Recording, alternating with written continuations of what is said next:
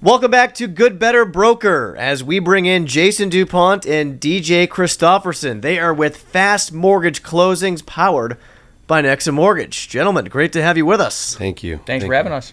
So you guys are no strangers to our campus. I feel like I see you guys here every couple of weeks. The first question I want to ask you is, have you got an apartment here in the Metro Detroit area? No. They can Airbnb, though. Yeah, that Wouldn't that be might good? work. They know us pretty well at the Marriott, though. So we're going to know all the people there at the Marriott Hotel they put us up on. I think we get an Airbnb and rent it out when we're not here. See, spoken like true mortgage brokers. And, Yeah. and speaking of, between the two of you guys, 40 years of mortgage experience. So, yeah, there's the fist pound. You certainly know what you're doing. Jason, you've been with Nexa for 3 years now. Yep. DJ, you've been with Nexa for 4 years. Yep. Both formerly retail guys, so you know both sides of the equation. And you guys got together. You are obviously a great team. And a part of that is your belief that success in this business is tied heavily to relationships with real estate agents. Jason, I want to ask you first, why is that the case? When I first started, my boss pulled me aside and he said, "Hey, Jason, if you want to be recession-proof, focus on purchase transactions, focus on realtors." That was back in 97, 96, and I never forgot it. I never forgot the power that was. I didn't listen at first, but once I did, my whole career changed. Yeah, for me, it was from day one. Like, before I got into mortgages, I actually sold real estate for a couple of years. So I was a realtor. You're one of those. I was one of those, Oh. and I just didn't like showing houses and sitting on people's kitchen tables and, hey, let me list your property. But that's fine for some people, right? But I knew when I got into mortgages that realtors work with buyers, right? It was just an obvious thing to me, and so I always wanted to go after realtors. But one thing that shocked me when I told some of the loan officers at the company I was at, the first company, one of the loan officers defiantly said, or just matter-of-factly said, "I hate realtors." Come to find, that's been a sentiment of a lot of loan officers over the years. Sure. But at the end of the day, work with the people who are working with your potential clients. It's how you go about it that matters. The fact that you guys have this shared vision, and we should also mention that you're in different parts of the country. DJ, you live in Wisconsin. Yep. Jason, you're in Arizona. The fact that you have this. We were born in the same hospital. That's not even a joke. That's seriously, we were born in this 10 years apart, but in the same hospital, spanked by the same nurse. Yeah. We don't know if that's true, but we say that part. But literally the I'm same holding hospital. to that. See, look at you guys topping me. I threw out some fun facts off the start, but that is by far the most fun facts Yeah. that you could possibly You have. should have seen it when we realized it. Like, I told him I was born in St. Joe, and Jason's like, "So was I." I'm like, "No, you weren't." "Yes, I was." "Serious?" Yeah. "Yes, I was." Like, all right. Small world. Yes. It is, and yet, as I was saying, DJ, you're in Wisconsin. Jason, you're all the way out in Arizona. Yep. And yet you work together. You have this branch in this shared vision which you possess. How much does that help bridge the gap, if you will, geographically? I know that we live in a world where technology, can make it seem like you're in the same room. But the fact that you guys are so aligned with the way you want to do business, how much does that help, DJ? The great thing about it, we never have disagreements on the vision, where we want to get to. Like, how it's more the tactical stuff on there. So our conversations are nice, easily focused on those things versus, sometimes we'll talk about this or that. So that's kind of off there. But at the end of the day, since we know what's worked for us, and if you implement those with others, it'll work for others. And it's just a matter of how do we help others do it. It just makes it more streamlined for us. I'll tell you, Zoom's a great thing. Yes. Zoom's a great thing. We run our entire branch off Zoom. So we get to share this vision and have like-minded loan officers that we work with every day that we bring into Zoom. We bring their realtors into Zoom so that they can meet with us as backups. And how great is it that one of us can go in and say, "Hey, work with George. He's an amazing loan officer," and have that voice there, have that second set. So it's great. In the lead up to this, you guys said a lot of intriguing things that we're going to dive into. One of them is that you guys are big believers in the value of who you associate with. Oh yeah. Jason, explain that for our listeners. Look, I want to be around people that elevate me. It's huge. And I've been around both. But for me, I have to be around those that elevate me. And I find that as I do that, not only am I elevating others around me, but I'm being elevated at the same time. And again, I can't say it enough. I've lived my life both ways. It's 100% different if you find people that are leveling up with you.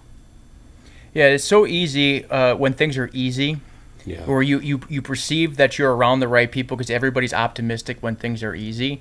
When it was $4 trillion in volume a couple of years ago for a couple of years, but you really have to evaluate it now when things are harder. That's who people really are, shows out. And right now, you see, like, you go on social media and people talking are scared, and if you get yourself around that and associate your closest people on that, it's going to pull you down. And versus right now is an opportunity. And so who you surround yourself has a big impact, in my opinion, on whether you will soar through this, get through this, or be like the 100,000 loan officers I've gotten out of the business in the last couple of years. Yeah, to piggyback off of that, Jason, when you think about that circle of people, your referral partners, the people that you are connected with in this business, how does that apply to those real estate relationships? How does it apply as far as, do relationships matter, or when finding you are looking for real estate agents that you want to associate with, and you are conversely, when you are saying, okay, I want this real estate agent to want to associate with me. Yeah. I mean, how big of a deal is that for you? People say, there's a lot of trite sayings out there, but one of my favorites is, and DJ knows this one well, people do business with people they like. People add things like know, trust, and all these things, but at the forefront, it's people do business with people they like. Be likable, right? Be transparent, be vulnerable. I think that's lost a lot of times in this world, is that, we have to show who we are, and be real. Be real. And you're going to find that people gravitate towards that. They gravitate towards your uniqueness and what you bring to this world. And I'm going to tell a real quick story. We may cut this story, but I'm going to tell a real quick story. Okay. I had a guy that worked for me, I want to say 20 years ago. It's been a long time. And this kid was like fresh out of high school. He was just a kid. He was learning how to do loan stuff. He was learning the business.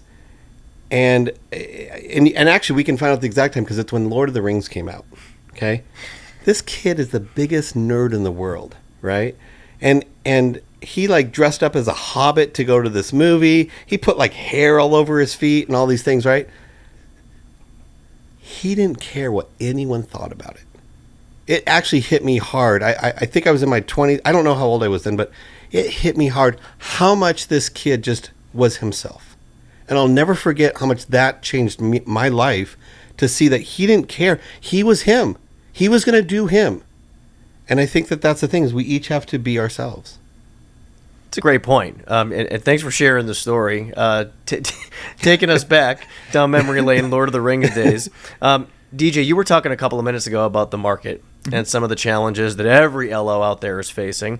And I hear so much about what brokers, what originators are trying to do to add value to real estate agents right now. So what's your advice for people out there? Where can they start? Well, it starts with, if you want to have more closings, you have to have more conversations. And if you want to have more conversations, you have to create more connections.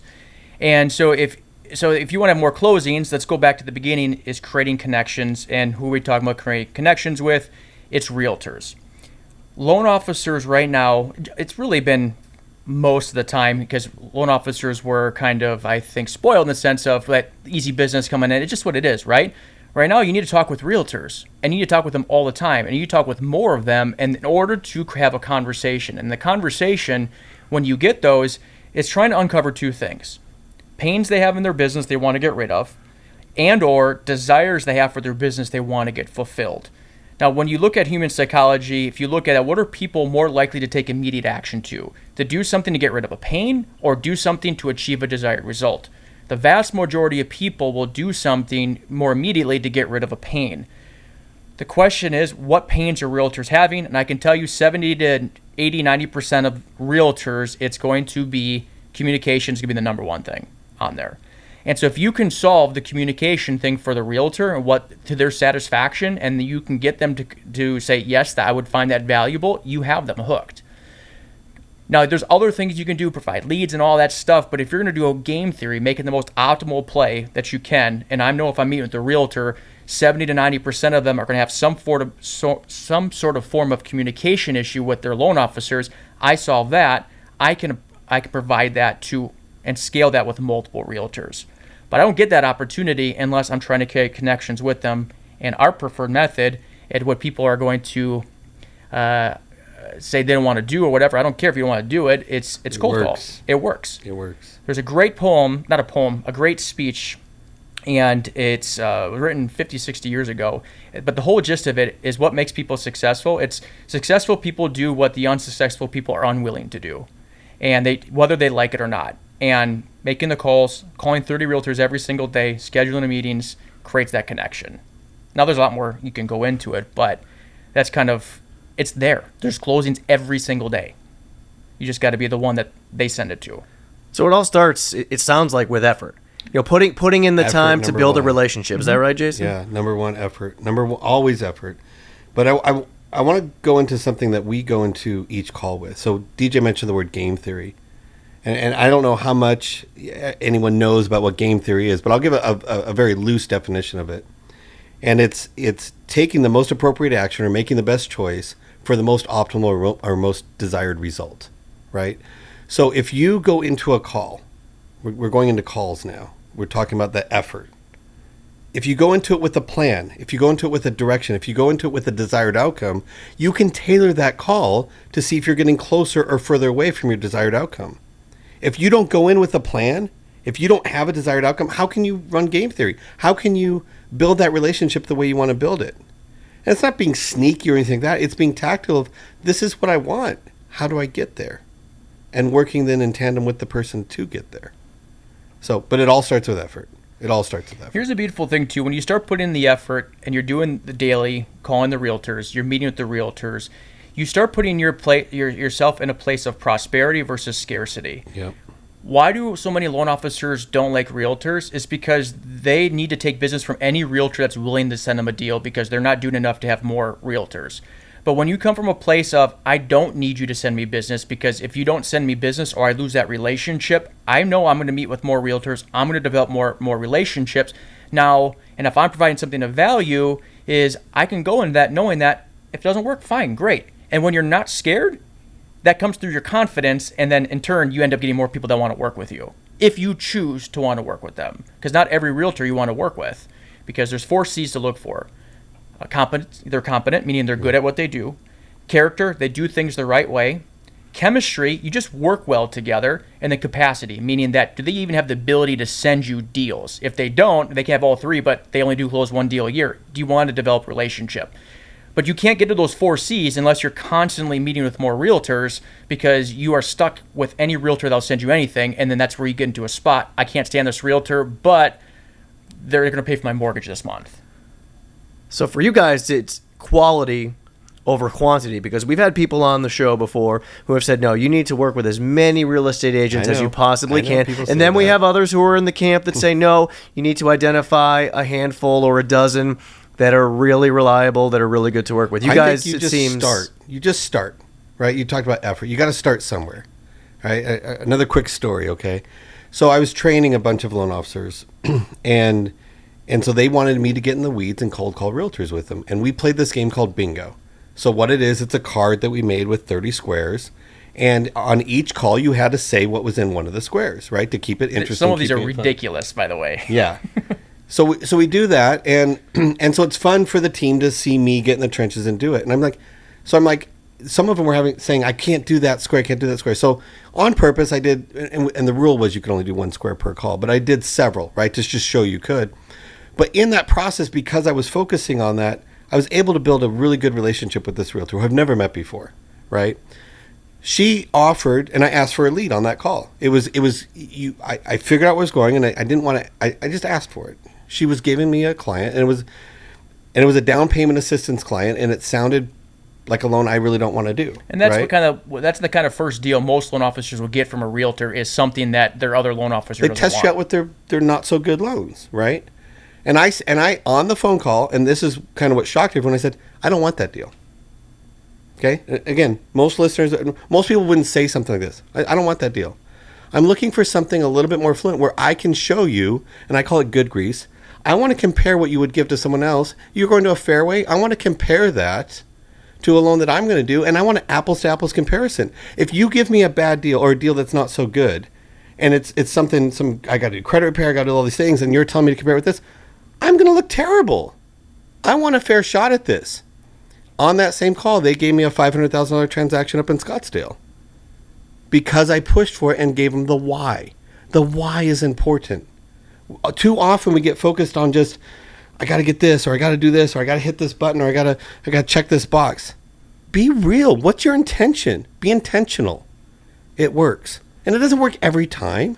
You hear a lot of no's. Don't be afraid to hear the word no. Don't be afraid to hear the word no. I mean, that level of transparency in that phone call that you just talked about. Yeah. Like you said, not a lot of LOs It would have shocks them, right? the gusto, if you will, He's good at that shock factor, too. to do that. You got to be different. What's the thing they say? Like if someone says, I'm not feeling well today. There's a good one, right? What's your response? If someone's like, hey, if DJ says, how you doing? Oh, I'm not doing well. I go with it. If you're calling a realtor, cold calling, I'm like, how's your day? Or if you're cold calling a realtor, and you can visually see them when they realize you're a loan officer, they just go, right? You feel it. And then most people, and we can go into our definition of insanity and stupidity later if you want to, but is most loan officers will try to dance around it. I hit it right away. It's like, hey, sounds like you don't want to hear from me today. You get a lot of loan officers that are calling, say it with a smile and like, yeah, then you go, I bet it's pretty annoying that they're calling you all the time. And I bet you they're all saying the exact same thing, promise you in the world. I got good news for you, realtor. I'm not like every other loan officer. I'm not going to overpromise and underdeliver. And it creates a laugh. You get them to break their mode of where they're on because they're on a trajectory. You got to get them off that trajectory. Oh, I just knocked my mic. Knock that trajectory. It gives you the opportunity to actually have a conversation. Remove the barrier that they have because they automatically assume that you're like every other loan officer that calls them. Our job is for them to see we're not like everyone else. But if we act like everybody else, we are being like everyone else. He broke the pattern, right? They have their pattern of saying no. He broke that pattern to break through. Mm-hmm. It sounds like for both of you guys, in your dealings with real estate agents, you are unabashedly yourself. For both of you. Oh, yeah. Jason, you start. Where does that come from? Is it something that can be learned, or is it something that's just in your DNA? It comes from having a hobbit work for you. I mean, there's nothing like it. No, and we talked about this. So we both believe in breaking through the noise, and you've heard this analogy. I told this to you, but think about it for a second. Look across the room, and imagine 10 people over there. Let's say they're 10 men, and they're all wearing black suits, and there's one man that's wearing a red suit. Which one are you looking at? The red one. You're looking at the red one, right? So you're breaking through the noise, right? Sometimes people think you have to break through the noise and be unprofessional, or you have to break through the noise and be obnoxious. I'm not saying that. I'm saying be different, but be unique and be yourself. Are there lines? Yes, there's lines. Do lines get crossed sometimes? Yes, they get crossed sometimes. But be unique and be yourself, and find your boundaries along the way. Find what's appropriate and not appropriate for your business or with your realtors. So, and everyone's different. And for some people, it comes very naturally, and some people might shock some people. That's not my natural bent, automatic. I'm actually more naturally introverted, but I have to, like even coming on here, I visually imagine myself turning a switch on there. I'm still me on there, but this is the more gregarious side, fun side on there. Like, if you go look at Over the Top, great movie with Sylvester Stallone in the 80s. Just like this he goes ahead and turns his hat on there when he gets ready to go compete in the arm wrestling thing. I have to do it visually in my mind to turn it on. I'm still me, but it's also challenging myself to grow on there. So anybody can do it, but sometimes you have to push yourself on there. And growth remember, comes through resistance. You can do hard things. This is one thing I tell my kids. You can do hard things. We're here, we can do hard things, right? Yep.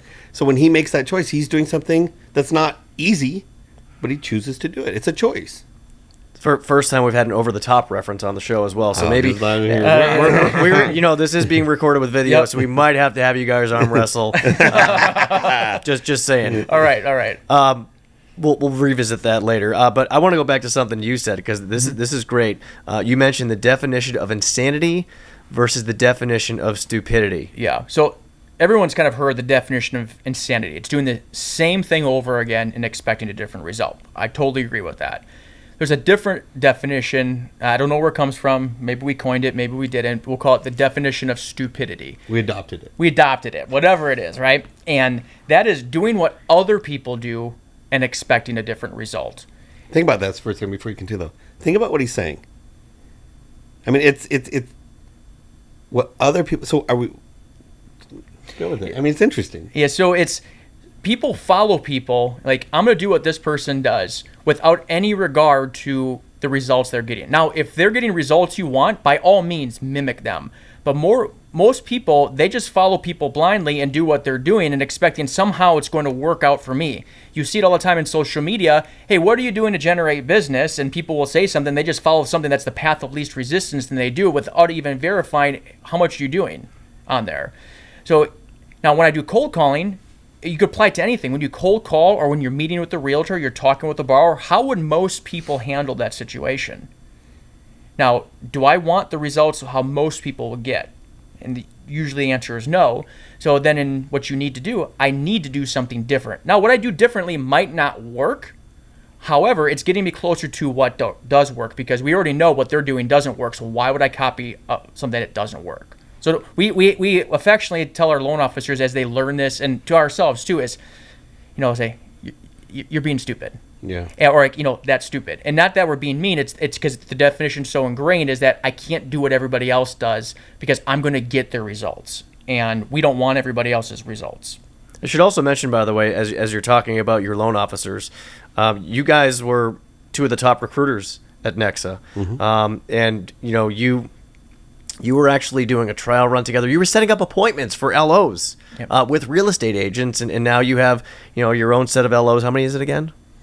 We have about 10 right now, 10 loan officers. Okay, so 10 loan officers, and your goal is for your LOs to do 6 units a month. Yes. So, in thinking about that, DJ, with the definition of insanity versus the definition of stupidity, as you just said, how can you, impart what you guys are so strongly believe in to your loan officers? Is that a process that takes time, or is it something that you look for when you are hiring, when you're recruiting somebody? It's both. When we're looking to hire, we're about to go on a big hiring thing, and we're going to start running ads and such. It's both. On there is when we do the interview. It's when they come on board on our onboarding. We have different things that we do, trainings we do in our sales philosophies. Really try to ingrain it. We meet with our loan officers each once a week and remind them it's a constant thing. And it never stops. Like we're always testing, and so sorry, Lona, our team on there that might be listening to this, is that we'll see how things go. If we pull back a little bit on things on there to see how they do, and do they keep it up or are they going down? And if they're going down, then we have to keep it up on there. So it's trying to find that blend or that situation that works on there, but it's something that never ends. But it does start first with hiring on there. And you'll make some wrong hires. We've made hires that weren't a great fit. Nothing wrong with the loan officer. It's just not the right fit for what we are specifically wanting to accomplish and how we specifically want to help them. I want to go back to the agent piece with you, Jason. Yeah. And you have a great analogy about this. And it relates to texting with a person who you are interested in, or texting with a person you are dating. Oh, back to yeah. That's a good one. Well, look, a lot of these companies, I see bigger companies, they use CRMs, they use metrics. They say, "Are you doing this? How's your contact ratio? This is," and we even do it in our branch. And to let you guys know, one of the things we're big on is we want to make sure that you've talked to a realtor, one of your realtor partners, at least had a conversation with them in the last 30 days, and we want to make sure that you're at least attempting them at least once every 10 days, some sort of reach out. But you can tell. And this is the thing that you can tell your relationship with anyone. If I call a realtor and they don't answer, what does that tell me? Right? Maybe they're busy. Okay, so maybe I call again, or maybe I double call. Maybe they send me a quick text, "Hey, I'm with the client right now." Well, that's a pretty good indicator. If I call them 2-3 times and I never hear from them, if I call my wife 2 or 3 times and I never hear from her, what does that tell me? Probably in the doghouse, right? Right? And same thing when you're dating. Back when I haven't dated for a long time, but dating, and we didn't really text back then the same way. But I see my kids today. I see my daughters. My oldest daughter just got married a few months ago, And, you know, if she's texting a guy or the guy's texting her and they're not responding to it, there's a reason. There's a reason. People see their texts. So it's the same thing. When you call or text a realtor, you'll know right away. You don't need a software to tell you. Their response and the way they respond, and again, there's always one off, so let's put that out there. But the way they respond matters, and you'll know where your relationship stands. And you can also know through things like, are you in the middle of a transaction? Is the transaction going well or not so well? You can figure these things out pretty quick. Let's go to the definition of stupidity with that. How would most loan officers handle that situation where the realtor never calls them back? They would just, woe is me, you know, they don't want, or whatever it is. Realtors stink. They don't ever want to send me business. No one ever likes me. Right? But what would most never do? They wouldn't, you know, send something on there and try to find out why you ghosting me. Yeah. Asking something direct, you know, what's going on? Why aren't you returning my phone calls? Slide into their DMs. Whatever you have to do, figure it out. Yeah. You know, on there, because most people won't do that. Then you might say that you might find out something happened, or you might find out whatever it is. It gives you the opportunity to create the conversation, because all conversations don't have closings, so you have to somehow find a way to create the conversation and or move on from that. I have heard people that talk about that they're kind of in that camp of, you know, find these X number of realtors and focus on them, and they haven't had a conversation with the realtor for 6 months. Well, why are you still focusing on that realtor? Take that time you're spending and go find another realtor. Find someone that likes you and that you like. Build that relationship. Relationships are everything. Relationships are everything. So to build on the dating analogy that we're going with here. Yeah. So if you are talking to a realtor, Mm-hmm. and I'm laughing here because this just it sounds like, you know, like teenagers who are trying to figure out if they like each other. Yeah. How do you know if a real estate agent is quote unquote into you, Jason? I mean, you're gonna just have to figure that out. That's trial and error. There's not one size fits all. Look, it's not like I'm gonna ask every realtor, hey, do you have a deal? I have a DPA. I don't want it. Okay, I want a conventional. Like, you can't do that on the first call, right? I'm asking them to get married on the first date, right? That's not going to always be appropriate, but you can figure it out through time and context clues. It's and DJ. We'll go into this later. The friendship formula. What's the book everyone should read? The Like Switch, Like Switch by Jack Schaefer. My wife read this book on DJ's recommendation. Changed her life. A book changed her life, right? I'm talking one. And it was better than the sequel, but it's an amazing book, and to put that out there. But learn how to build those relationships with people, and it starts with the word like. Mm-hmm. All right, you teased it, or you teased it, DJs. I'm looking at you. Yeah. The friendship formula. What is that? We got to do that. Yeah. Brother. So we kind of explain why this is so important. And I think a lot of loan officers can feel this. You have a meeting with the realtor. It goes great. And they say, yep, you're going to get my next deal, but the deal doesn't show up. Mm-hmm. So a lot of people will automatically think maybe they weren't into me, maybe they lied to me. We don't know that. The case not, because people are busy. They're not thinking of us as often as we like to think people are thinking of us on there. It made me realize is what is necessary is it's my job to stay in front of them so they don't forget me on there. So when they have the opportunity, I'm there at the right time at the right place on there.